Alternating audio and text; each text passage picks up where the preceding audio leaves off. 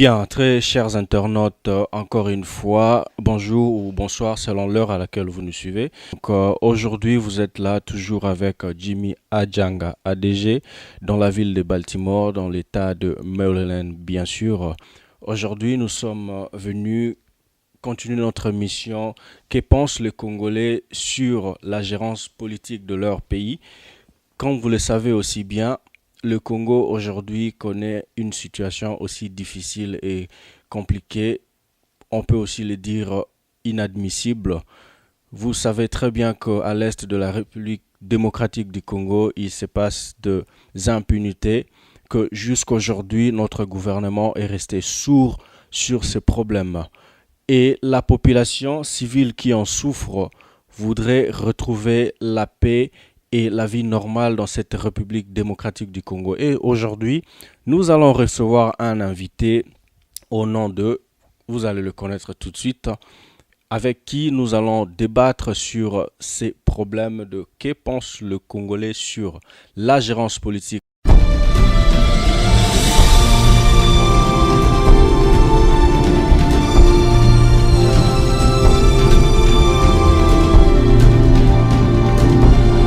Stay tuned for the news.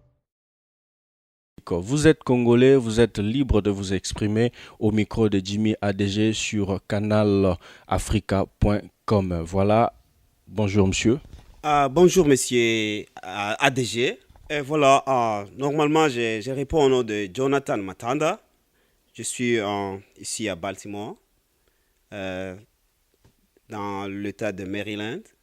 Et je suis congolais, pur, tout comme vous me voyez, congolais à 100%. Voilà, Matanda, aujourd'hui, comme je viens de le dire, nous allons discuter sur que pensent les Congolais sur la gérance politique de leur pays. Qu'est-ce que toi tu peux dire sur cette question de que pensent les Congolais? Qu'est-ce que toi tu penses sur la gérance de la politique dans ton pays, le Congo? Est-ce que cette gérance est bonne ou elle est mauvaise? Mon frère Jimmy Adjenga, ce que moi je peux te dire, pour ce qui concerne la gérance de notre politique au pays, je peux dire que ceux qui sont à la tête de notre gouvernement, je ne sais pas vraiment ce qu'ils pensent à propos de la politique qui se passe au pays, puisque il y a toujours des désordres. Mais qu'est-ce que vous, la population, vous faites si les autorités n'arrivent pas à remplir leurs devoirs envers vous? Qu'est-ce que vous faites? Nous, en tant que Congolais, un peu partout là où nous sommes là pour inviter chaque Congolais qui est à l'intérieur du pays, de s'unir, d'être unis pour chercher la paix chez nous au Congo. Puisque ceux qui sont en train de mourir aujourd'hui, ce sont des Congolais. Ce sont nos parents, ce sont nos fils, ce sont nos sœurs, ce sont nos frères. Vraiment, un peu partout là où nous sommes, nous plairons beaucoup à propos de ce qui se passe chez nous au Congo. Nous, en tant que Congolais, malgré que je suis ici aux États-Unis, mais ceux qui sont en train de souffrir aujourd'hui au pays, ce sont mes frères. C'est mon sang, c'est le sang des Congolais qui est en train de couler. Ça ne me plaît pas, ça ne m'arrange pas. Et c'est pourquoi je dis que tous ceux qui sont à la tête de notre gouvernement, vraiment, il faut qu'ils se lèvent et se mettre ensemble derrière la population congolaise pour chercher la paix au Congo.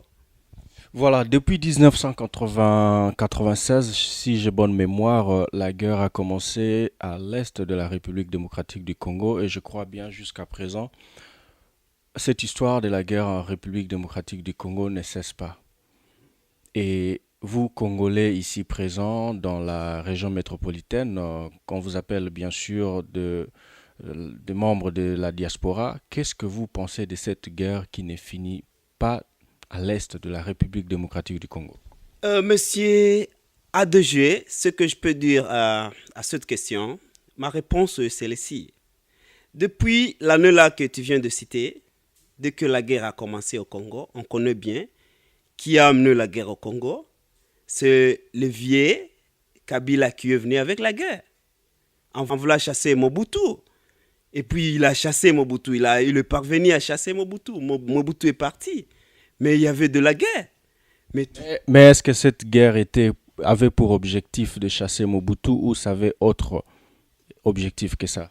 La guerre n'avait pas un autre objectif que de chasser Mobutu. Et puis Mobutu est parti. La guerre est... Dès que la guerre a commencé au pays, jusqu'à présent, il y a Joseph qui est au pouvoir. Mais il allait se mettre debout comme le chef du gouvernement, ce qui prend la première place, à mettre fin à la guerre, puisque la guerre est revenue avec son père. Maintenant, lui, sa responsabilité est de mettre fin à la guerre. Maintenant, qu'est-ce qu'il fait, lui, en tant que chef du gouvernement? Mais en tant que population et membre de la diaspora, bien sûr, vous êtes ici en Amérique. Comment vous percevez cette histoire en tant que population? Puisque dans d'autres pays où il y a des désordres, nous avons vu des populations qui se sont soulevées contre le régime et le régime a pu changer de cap. Et comment est-ce que vous, les Congolais, vous faites à l'égard de ces autorités qui vous font ce que vous êtes en train de ressentir en ce moment? Euh, Normalement, que la question que tu viens de poser, monsieur ADG, c'est un peu compliqué, puisque de ma part, je connais que si une fois, en tant que la population congolaise peut se mettre debout pour pouvoir rétablir la paix au Congo, ça peut se faire. Puisque un peu partout, tout comme tu viens de dire, si la population se met debout pour revendiquer leurs droits, pour amener de la paix là où il n'y a pas de la paix, ça se fait. Mais ce que je peux dire, moi, en tant que Congolais qui est ici aux États-Unis, est d'inviter tous nos frères congolais qui sont à l'intérieur et à l'extérieur du pays, de voir de loin ce qui se passe chez nous au Congo. Nous sommes en train de souffrir, nous sommes en train de mourir à cause de notre richesse, nos biens, de notre pays. Comment peut-on dire aujourd'hui que les Rwandais entrent au Congo? Qu'est-ce qu'ils font au Congo? Le Congo, c'est pour les Congolais, ce n'est pas pour les Rwandais. Ils sont en train de tuer les Congolais. Ce sont les Congolais qui sont en train de mourir. Pourquoi pas?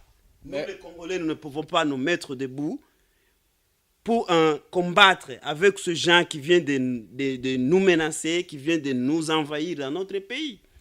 Et quand vous parlez de Rwandais, vous voyez directement le M23. Quand je parle de Rwandais, je vois directement le M23 qui fait des désordres aujourd'hui, qui sont en train de tuer les gens, qui sont en train de tuer les enfants, le maman, violer, voler les biens du peuple congolais. Ça, vraiment, ça ne m'arrange pas et ça ne peut pas arranger même tous les Congolais qui sont à l'extérieur et à l'intérieur du pays. Voilà, nous avons suivi les images de partout ailleurs par d'autres médias où la population à Goma recevait à bras ouverts le M23, alors que vous le considérez comme le Rwandais, et la population sur place a reçu le M23 comme étant de frères, et ils ont même le projet de continuer jusqu'à Kinshasa. Quelle nuance y a-t-il entre ce M23 et le Congolais que la population sur place à Goma a reçu? Oh, monsieur ADG, ça c'est une bonne question, puisque tu viens de la poser, je vais répondre à ce que moi je pense. Si la population de Goma avait bien reçu les M23 et avec des donneurs, avec quoi, ils sont des peuples, ils sont des civils, ils n'ont rien fait. Qu'est-ce que tu vas faire? Si tu es quelqu'un, un civil, devant un militaire qui a un fusil, qu'est-ce que tu vas faire? Il faut seulement acclamer qu'ils arrivent, qu'ils s'approchent de la ville. Et puis, si vous regardez, il y avait des soldats congolais qui étaient là, sur place. Donc, tu vas me dire que la ville de Goma, il n'y avait pas de soldats? Donc les M23, ce sont des Congolais? Ce ne sont pas des Congolais et il ne faut pas répéter encore que les M23 sont des Congolais. Ils ne sont pas des Congolais. Tu as vu les images? Tu les as vus comment entrer dans la ville de Goma? Est-ce que tu as vu même une tête d'un Congolais là-bas? Finalement, qui est-ce qui constitue l'armée congolaise? Ce sont les Rwandais ou ce sont les Congolais? Oh, je peux dire que ce sont les Rwandais. Puisque dès que la guerre a commencé, comme on disait auparavant, dès que le vieux Kabila est venu avec les Rwandais, il y a les Rwandais qui ont retourné au Rwanda et il y a les Rwandais qui sont restés au Congo. Ils sont des militaires. Comment dire ça? Et pensez-vous que cette guerre soit une guerre politique? D'avance, moi je peux dire que ce n'est pas une guerre politique. Ça, ce n'est pas une guerre politique, puisque la politique, tout comme vous savez et tout comme vous attendez la définition du mot politique, la politique c'est l'art de gouverner, la politique n'est pas l'art de tuer. Si vous savez la politique, tu ne peux pas tuer. Mais si quelqu'un qui connaît la politique, il sait comment manier et comment gouverner, puisqu'on nous dit que la politique est l'art de gouverner. Mais si vous me dites qu'il y a des morts, il y a de quoi, il y a de réfugiés, il y a de quoi de déplacés, ça, ce n'est pas la politique. Voilà, normalement que c'est une guerre qui est un peu triquée. Et ce n'est pas un peu, c'est tout à fait triqué, puisque de tout ce qu'on attend bien, que on avait des soldats. On a des soldats qui sont sur le terrain. Qui ne se sont jamais battus. Qui ne se sont jamais battus. À l'heure qu'ils font, ils ne se battent pas. Quand ils vont attaquer, il y a le commandement qui sort. Non, cessez le feu. Est-ce que, dis-moi, c'est lui qui dit aux militaires de cesser le feu. Qu'est-ce qu'il fait? Donc, il est derrière le Rwanda qui vient nous envahir. Peut-être qu'il veut la paix. Il ne veut pas la paix, puisque s'il veut la paix, il ne peut pas dire aux soldats qui veut refouler quelqu'un qui vient attaquer, un adversaire qui vient vous tuer, qui vient piller tes biens. Tu veux le refouler là où il est venu, tu veux le ramener là où il est venu. Quelqu'un qui te dit non, cessez les faits, attendez, on va faire ceci. Qu'est-ce qu'il fait? Donc, il est derrière ces gens-là. Et que dites-vous de la manière de gérer le pays par le chef de l'État congolais Joseph Kabila? Mon frère Jimmy, tout comme je t'avais dit auparavant que moi je suis congolais à 100%, si je compte le commencement de notre chef d'État, ça fait maintenant au moins presque 12 ans. Et les 12 ans qu'il a déjà fait au pouvoir, c'est toujours des Congolais qui sont en train de mourir. Le sang des Congolais est en train de couler. Mais lui, en tant que chef du gouvernement, qu'est-ce qu'il pense? Donc, il pense que durant toute sa règne, les gens vont continuer à mourir. C'est ça ses souhaits? C'est ça la joie de notre président? Ce n'est pas ça. S'il est bien qu'il travaille pour l'intérêt du peuple, il va sauvegarder le peuple. Il va travailler pour l'intérêt du peuple. Il va garder le Congolais comme en tant que gardien des Congolais. Lui, il est notre gardien. Il va nous garder. Il va nous guider. Mais qu'est-ce qu'il fait?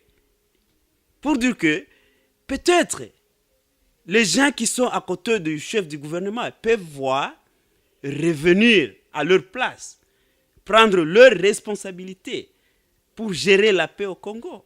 Ce sont les Congolais qui sont en train de mourir, ce ne sont pas les Rwandais. Ce sont les Rwandais qui se proclament aujourd'hui qu'ils sont des Congolais. Moi, jamais, tu ne me verras jamais m'appeler Rwandais. Je suis Congolais, je suis fier d'être appelé Congolais. Pourquoi les Rwandais qui vont se faire des Congolais? Est-ce que c'est possible? Ce n'est pas possible. Voilà, vous venez donc de compter 12 ans de règne de notre chef de l'État congolais, Joseph Kabila, aujourd'hui. Et le même régime que nous avons aujourd'hui pense prolonger les mandats, que ce soit 3 mandats au lieu de 2. Qu'en pensez-vous? 3 mandats au lieu de 2. C'est ce que je te dis que j'ai déjà compté que ça fait 12 ans qu'il est au pouvoir. Il a pris le pouvoir en 2001 jusqu'à présent. Et à partir de 2001, il y a combien de guerres successives? Tu as vu, tu peux compter les guerres qui s'est éclatées au Congo. Peut-être que par le troisième mandat, il va arranger les choses. Mon frère, ce qu'il n'a pas arrangé dans 12 ans, tu penses que dans 5 ans, il peut le faire? Ça, c'est pas vrai. Ça, c'est faux et archi faux. Ce que nous voulons, nous, en tant que Congolais, nous voulons que notre chef du gouvernement, notre président de la République, puisse penser, puisse voir que les Congolais sont fatigués de la guerre. Et c'était mieux même d'attendre ou bien d'écouter que non, les Congolais sont en train de se battre eux-mêmes. Mais ils sont envahis par les pays étrangers. Qu'est-ce qu'ils pensent? Quelqu'un qui vient de l'extérieur vient être responsable de ta maison. Il veut prendre ta femme. il veut gérer tes enfants, tes biens. Qu'est-ce que tu penses, toi, en tant que chef de la maison? Tu vas rester calme? Ou bien tu cherches à négocier avec lui? Est-ce que c'est possible? Chez nous, nous qui sommes nés dans le village, quelqu'un vient vous attaquer. Qu'est-ce qu'on faisait au village? Tu t'arranges, tu cherches là où il y a la machette, là où il y a, c'est pas le lance-pied, c'est pas le quoi, pour le refouler. Je sais pas comment t'expliquer ça, puisque ça me dérange déjà. Tu vois, mon frère, ça, c'est ce que nous parlons. Nous sommes des Congolais, nous ne sommes pas contents de ce qui se passe chez nous au pays. Maintenant, il faut que la population s'élève, la population congolaise se mette ensemble pour combattre. Il faut déclarer la guerre. Tout comme avait dit notre frère, c'est qui l'autre qui avait dit avant-hier qu'il faut qu'on déclare la guerre avec le Rwanda. Puisque le Rwanda, c'est un pays, un petit pays. Ça, je ne sais pas comment expliquer. Mais également, Vital Kamerhe a dit qu'il faut que le gouvernement puisse asseoir le problème de la guerre à l'Est et collaborer avec eux. Qu'est-ce que tu en dis? Moi, je disais de Bababas quand il a dit qu'il faut qu'on déclare la guerre avec le Rwanda. Et Vital Kamerhe qui a dit que non, il faut qu'on puisse laisser s'asseoir et négocier. On va négocier avec qui? On négocie avec qui? Donc, vous n'êtes pas de même avis que lui? Mon frère, allez voir comment est-ce que... Il faut voir comment est-ce qu'on peut s'asseoir et négocier. On va négocier avec qui? Avec Kagame? Dis-moi, toi tu es journaliste, tu connais ce qui se passe chez nous. On va négocier avec qui? On connaît le M23. Qui est le responsable de ces troupes-là? Tout comme toi, tu connais le M23. Ils se disent M23. Qui est le président de M23? Qu'on va s'asseoir avec lui, négocier avec lui. Que tu connais. Ça, c'est ce que Vital avait dit. Vraiment, c'est flou. Ça, ce n'est pas clair. Le problème est que notre gouvernement puisse réagir à ce qui se passe à l'est du Congo. Mais aussi longtemps que le gouvernement congolais ne réagit pas jusqu'à présent, qu'est-ce que vous, la population, vous êtes en train d'organiser ou de faire pour revendiquer vos propres droits? Jimmy, mon frère, ce que je peux te dire est que ce qui se passe chez nous à l'est du Congo, précisément aujourd'hui on parle du Goma, les Rwandais sont en train de planter les arbres dans le cœur des Congolais.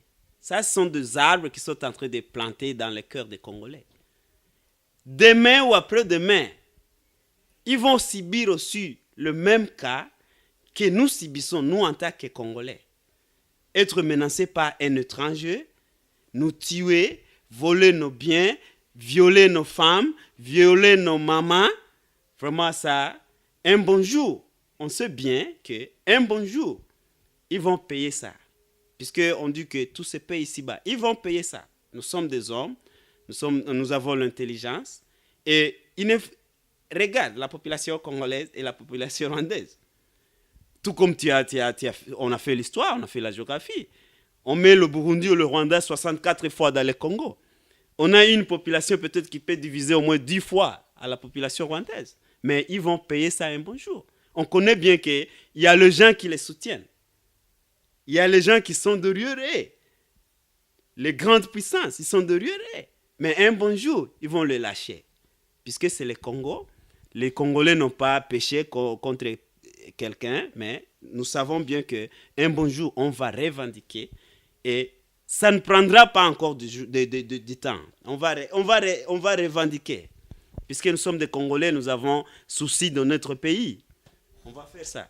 Voilà, Obama vient de passer à son deuxième mandat ici aux États-Unis. Est-ce que pensez-vous qu'il puisse faire quelque chose dans cette République démocratique du Congo? Normalement, ce que moi je pense que ce qui se passe au pays, c'est tout comme on a dit que c'est une guerre qui est un peu triquée. Et si nous mourons aujourd'hui, si les Congolais continuent à mourir, c'est à cause de notre richesse. Je pense que ça, c'est vrai. la partie que M23 a déjà récupérée au Congo, dans une année, mon frère, c'est une partie qui peut un peu, c'est pas produire beaucoup de choses. Ça peut contribuer à l'économie du pays. Mais cette partie-là est gérée par le Rwandais qui s'appelle Congolais, M23. Ils sont en train de voler, ils sont en train de faire tout ce qu'ils vont. Maintenant, il y a Obama qui a pris le deuxième mandat. S'il n'a pas fait ça dans le mandat qui est passé, est-ce que tu penses qu'il peut le faire dans le deuxième mandat? Donne-lui une chance. La chance qu'on peut lui donner, je pense qu'on lui a déjà donné la chance. On lui a présenté nos doléances. On a crié, on a chanté à cause de notre pays. Comment est-ce que nous sommes envahis? Comment est-ce que nous mourons? Comment est-ce que nous continuons à souffrir? Il était au pouvoir. Il est au pouvoir. Qu'est-ce qu'il a fait? Il n'a toujours rien dit. Il n'a rien dit. Cela veut dire que c'est pourquoi je te dis que c'est une guerre triquée, quoi. Pourquoi tous ces gens qui peuvent déclarer la paix au Congo, qui peuvent mettre fin à la guerre au Congo, sont calmes? Ils sont là, ils regardent ce qui se passe. Les droits de l'homme au Congo, il n'y a pas le droit de l'homme au Congo. Mais les gens qui gèrent le droit de l'homme un peu partout dans le monde entier, ils sont là, ils regardent. Qu'est-ce qu'ils ont déjà fait? Rien. Voilà, si le gouvernement en place au Congo, qui est censé prendre soin de peuple congolais, s'il n'arrive pas à s'occuper de ce peuple, et que ce peuple congolais a l'espoir que les Occidentaux puissent le soutenir et que les Occidentaux de leur côté aussi ne le font pas, quel est le sort, selon vous, quel est le sort de ce peuple congolais qui n'a pas de protection, qui n'a pas d'aide d'où qu'ils le veulent? Qu'est-ce que vous pensez que ce peuple va devenir si ce peuple de lui-même ne se lève pas pour revendiquer ce propre droit? Monsieur ADG, laisse-moi te dire ceci. Si tu prends l'exemple d'un berger, un berger qui garde les troupeaux, quoi, soit le vache, le chèvre, le mouton, le quoi. Si le berger là garde le mouton et puis il n'est pas vigilant, il y a le mouton ou bien ces troupeaux qui se dirigent vers une rivière peut-être, ou bien là où il y a dans un milieu là trop dangereux. Qu'est-ce qui va se passer? Cela veut dire que tous les troupeaux là vont mourir, n'est-ce pas? Ils vont mourir. Et puis si le troupeau meurt, toi le berger tu es là, est-ce que tu vas t'appeler berger? Jamais. Donc tu n'es pas responsable. Tu n'es pas un berger, puisque un bon berger, il est là pour garder ses troupes. Ça, c'est le bon berger. Et le chef du gouvernement, qu'est-ce que sa responsabilité? C'est garder le peuple congolais. Maintenant, les peuples congolais sont en train de mourir. Il est là. Qu'est-ce qu'il a fait? Autrement dit, le peuple congolais serait abandonné de leur propre sort. Ce n'est pas à dire que serait abandonné. Ils sont abandonnés. Puisqu'il n'y a pas le berger. Puisque quelqu'un qui a le berger à côté, il ne peut pas être menacé, il ne peut pas mourir, puisqu'il a un berger à côté. Aujourd'hui, les peuples congolais, mais c'est pas. Si vous pouvez regarder, même aujourd'hui, tu vas au pays, demande les gens. À l'époque de Mobutu et à l'époque de Kabila, quelle époque que vous pouvez choisir? Qu'est-ce qu'ils vont répondre? Mieux vaut Mobutu 1000 fois. Puisqu'il y avait des chômages, il y avait des quoi, il y avait des vols, mais il n'y avait pas la guerre. Il n'y avait pas la mort. Mais aujourd'hui, les Congolais sont en train de mourir comme des vaches. Comment expliquer ça? Donc ça veut dire que derrière nous, il n'y a pas le berger. Et s'il y a un berger, il faut qu'il prenne maintenant ses responsabilités pour garder les troupes. C'est ça ce que je peux dire. Voilà, une situation aussi tragédique en République démocratique du Congo. Si vous êtes un Congolais et que vous avez le souci de votre pays, écoutez, appelez-nous et participez dans notre émission de Que pense le Congolais sur la gérance politique de leur pays.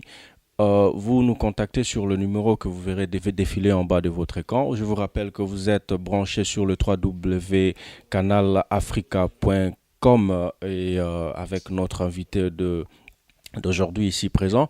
Mon frère, qu'est-ce que vous suggérez ou qu'est-ce que vous pensez que le Congolais puisse faire pour au moins avoir l'espoir un jour de reprendre leurs droits ou que le Congo puisse marcher comme tous les autres pays?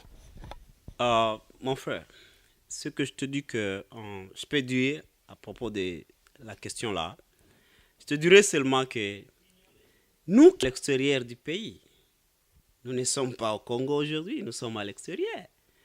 Nous voyons l'expérience dans des pays que nous vivons ici. Nous voyons l'expérience, on a déjà l'expérience. On voit comment ça se passe, la politique de ces pays. Il y a nos frères qui sont à l'Europe, en France, Belgique, Allemagne, c'est pas un peu partout. Il y a des Congolais, il y a ceux qui sont en Afrique du Sud. Ça sont des pays développés. Mais ils voient comment est-ce que la politique se passe dans ces pays-là. Maintenant, nous allons pratiquer ça et le ramener chez nous au pays. Le mettre en pratique. Pour que aussi notre pays, un bon jour, soit appelé pays. Tu vois, c'est que je peux je peux te dire que vraiment, nous les Congolais, nous avons les soucis de notre pays. Nous regrettons beaucoup, nous pleurons beaucoup de ce qui se passe chez nous au Congo. Maintenant, je ne peux pas répéter à dire ça, je ne peux pas répéter encore une fois. La solution est de nous mettre ensemble, un peu partout là où nous sommes, en tant que diaspora, en tant que Congolais, nous mettre ensemble, nous mettre en communication. Et puis on fera une chose que peut-être qui va amener la paix chez nous au pays. Le Congo, c'est un grand pays, un pays le plus riche. C'est là pourquoi tout le monde veut être appelé Congolais. Tout comme je t'avais dit, je ne peux pas. Aujourd'hui, si tu m'appelles Rwandais, je peux même te gifler. Tu vois. Mais un Rwandais, tu l'appelles Rwandais, il se fâche. Comment tu te fâches? Tu es Rwandais, on t'appelle Rwandais, tu te fâches. Pourquoi? Donc, il n'est pas fier de son pays. Mais moi, je suis fier de mon pays, puisque le pays, c'est un grand pays. Tu vois? Un pays riche.